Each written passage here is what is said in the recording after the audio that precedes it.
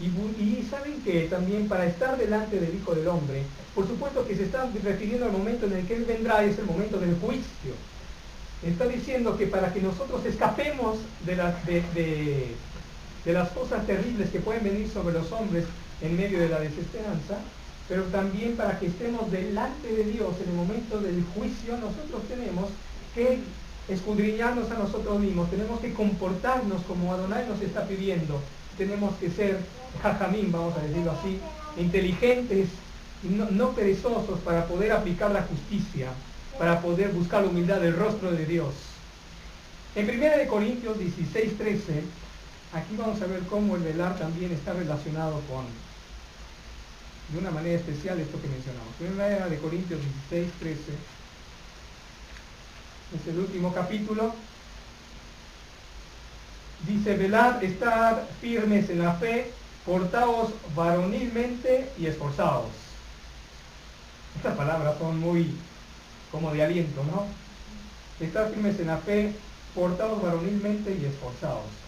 Fíjense que vamos a hacer, esta es como una figura hebrea de binomios, por decirlo de alguna forma. El velar está relacionado con portarse varonilmente y el estar firme en la fe está relacionado con esforzarse. Por ejemplo, en el Salmo 26, casi todo el Salmo 26, pero al final se repiten unas palabras que tienen que ver con esto que estamos platicando. Este salmo que ya hemos visto con anterioridad, que comienza diciendo: júzgame, oh Adonai, porque yo en integridad he andado.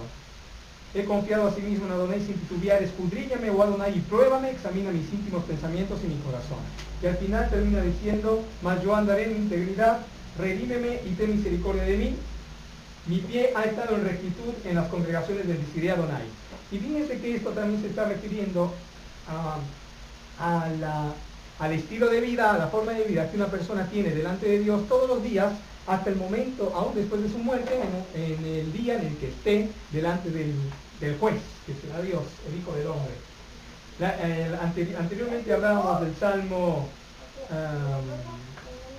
este mismo Salmo, junto con el Salmo 28, que tiene unas frases que se repiten, que dice: no arrebates con los pecadores mi alma, ni mi vida con los hombres sanguinarios, refiriéndose a que una persona que busca a Dios puede ser arrebatada y contada junto con los criminales y sanguinarios, si es una persona que no ha cuidado realmente lo que Dios le ha heredado, que tiene que ver con la Torah y tiene que ver con su conocimiento y con su práctica.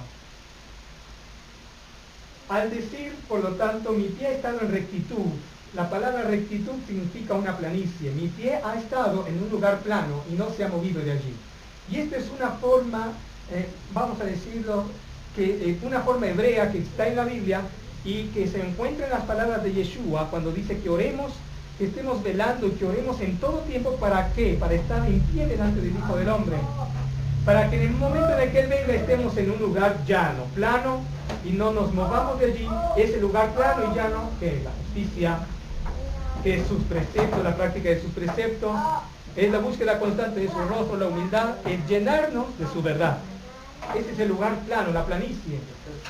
Ahí está uno firme, exactamente. Cuando venga el Hijo del Hombre, esas son palabras tremendas, grandísimas, porque si las quisiéramos estudiar con escrutinio, con lupa, tendríamos que hacer una revisión de la tradición hebrea, de cómo se concibe el fin del mundo, de cómo se concibe el día del Señor cuando Él venga. Y sabemos que los profetas hablan cosas terribles de ese día. Es el peor día que puede venir, que puede existir, cuando el Hijo del Hombre venga a juzgar a la tierra. Entonces Yeshua recomienda: pónganse ustedes despiertos, no den sueño a sus ojos, no sean perezosos y busquen la justicia, busquen andar en el camino de la rectitud, para que en el día en el que venga el juez, ustedes estén en un lugar plano y firme. Estas palabras de Yeshua, de estar en pie delante del Hijo del Hombre, tenemos ahí una retrospección, vamos a decirlo de alguna manera, una referencia a Malaquías 3:2.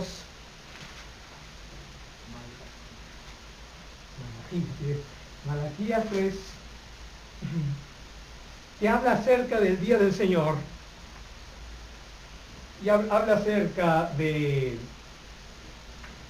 que viene. Fíjense que en el versículo primero comienza diciendo: he aquí yo envío a mi mensajero el cual preparará el camino delante de mí. Vendrá súbitamente a su templo el Señor a quien vosotros buscáis, y el ángel del pacto a quien deseáis vosotros. He aquí viene, ha dicho Adonai de los ejércitos. ¿Y quién podrá soportar el tiempo de su venida? ¿O quién podrá estar en pie cuando se manifieste? Entonces se dan cuenta que si hay una referencia implícita a este versículo, cuando dice Yeshua que estemos orando para estar en pie delante del Hijo del Hombre. ¿Quién podrá estar en pie cuando Él se manifieste? Porque Él es como fuego purificador y como jabón de lavadores, etcétera, etcétera. El versículo 2 es 3.2, Malaquías 3.2, al cual hace referencia a las palabras de Yeshua, las palabras del Salmo que mencionamos previamente y las palabras de Primera de Corintios, ¿no? Vamos a hablar acerca entonces de este contexto de estar en pie delante del Hijo del Hombre el día del juicio.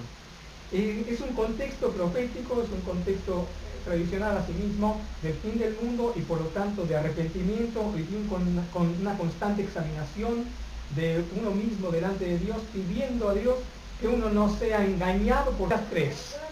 Si nosotros continuamos leyendo en el versículo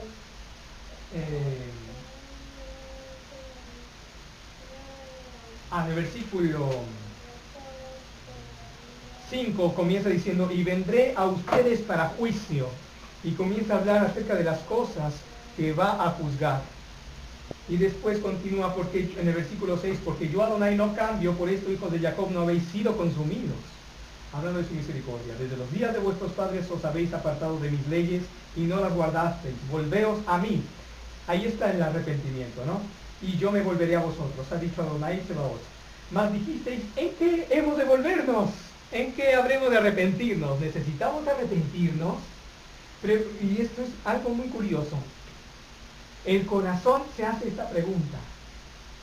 Tal vez no nos la hagamos de una manera consciente por completo, pero tal vez en un momento en el que nosotros estamos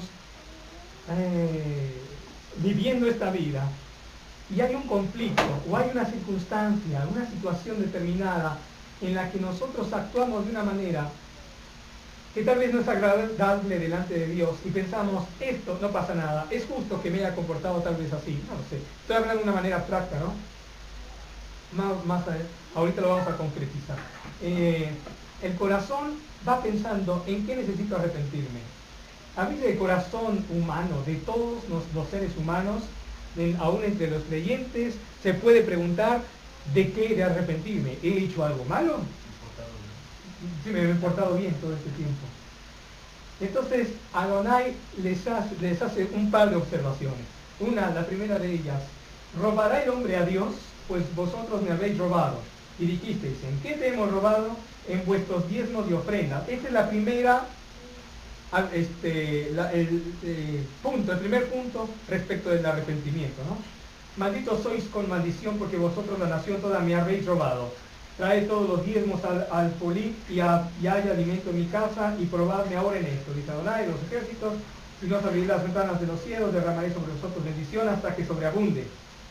Reprenderé también por vosotros al devorador, no os destruirá el fruto de la tierra, ni vuestra vida en el campo será estéril, dice Adonai Sebaot, y todas las naciones os dirán bienaventurados, etcétera, ¿no?